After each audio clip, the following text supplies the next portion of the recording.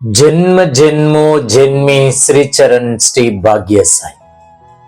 அனைவருக்கும் சாய் சுப நமஸ்காரங்கள்.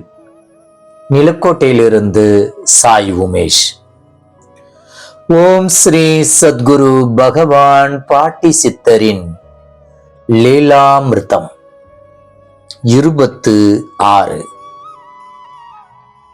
கொடுமுடி மகுடேஸ்வரர் கோவிலில் ஓதுவார் பணி செய்து வருபவர் திரு ரமேஷ் அவர்கள்.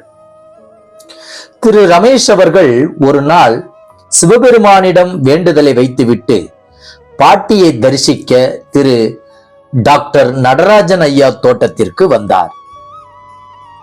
பாட்டியை சாஷ்டாங்கமாக வணங்கிவிட்டு அவர் பாட்டியின் முன் அமர்ந்தபோது அவரை பார்த்து, பாட்டி, என்னடா அப்பங்கிட்ட சொல்லிட்டு வர்றியா என்று கேட்டுள்ளார்கள்.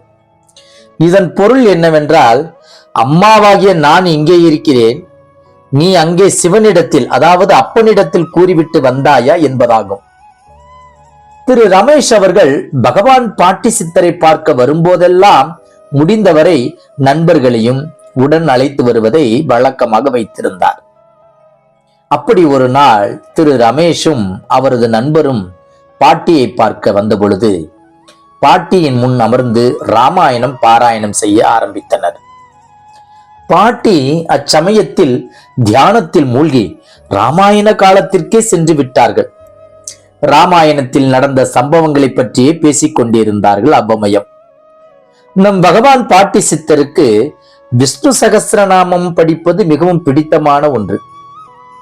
மற்றொரு நாள் திரு ரமேஷும் அவரது நண்பர் கொடுமுடி திரு லோகநாதன் அவர்களும் பாட்டியை பார்க்க வந்திருந்தார்கள்.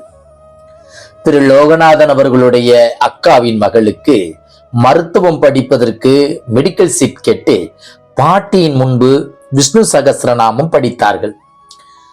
பாட்டியின் ஆசீர்வாதமும் கிடைத்தது. அந்த ஆண்டே அவரது அக்கா மகளுக்கு மெடிக்கல் சீட் கிடைத்தது. ஒரு நடுத்தரமான குடும்பத்தில் பிறந்த இப்பெண்ணுக்கு செலவினங்கள் இல்லாமலும் எவ்வித சிரமமும் இல்லாமலும் மெடிக்கல் சீட் கிடைக்க வைத்தமைக்கு நன்றியை தங்களது ஆனந்த கண்ணீரால் பாட்டிக்கு இவர்கள் செலுத்தினார்கள். அப்பெண்ணும் மருத்துவத்தில் உயர்நிலையை முடித்துவிட்டு இன்று ராஜஸ்தான் அரசாங்கத்தில் நல்ல உயர் பதவி நிலையில் பணியாற்றி வருகிறார். நன்றி. ஜெய் குரு பாட்டி, ஜெய் குரு பாட்டி, நற்பவி பாட்டி.